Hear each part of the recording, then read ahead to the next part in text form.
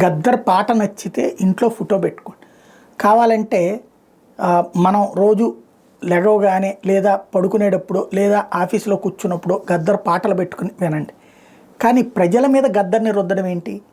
గద్దర్ అనేటటువంటి వాడు ఏ యుద్ధం ఒక ప్రజా యుద్ధం ఒక ఏ ప్రజల కోసం యుద్ధం చేశాడు ఆయన? పేద ప్రజలకు ఆయన వల్ల ఒరిగింది ఏమైనా ఉందా? తెలంగాణ ప్రజలకి ఆయన వల్ల ఒరిగింది వాళ్ళని చైతన్యపరిచాడు. మరి చైతన్యపరిచినటువంటి నాడు ఎందుకు కాలేదు? చైతన్యపరిచి ఎక్కడికి పంపించాడు? నక్సలైట్లోకి పంపించాడు.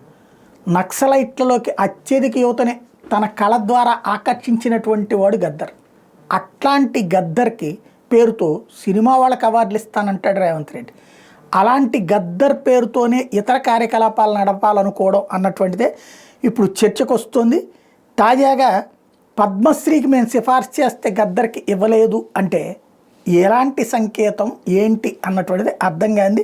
రేపు మాపో భారతరత్న అడిగిన ఆశ్చర్యపోనక్కర్లేదేమో. గద్దర్ అనేటటువంటి వ్యక్తి రాజ్యాంగబద్ధ విధానాన్ని తిరస్కరించిన వ్యక్తి అన్నటువంటి విషయం ఈ సందర్భంగా గుర్తుపెట్టుకోవాలి.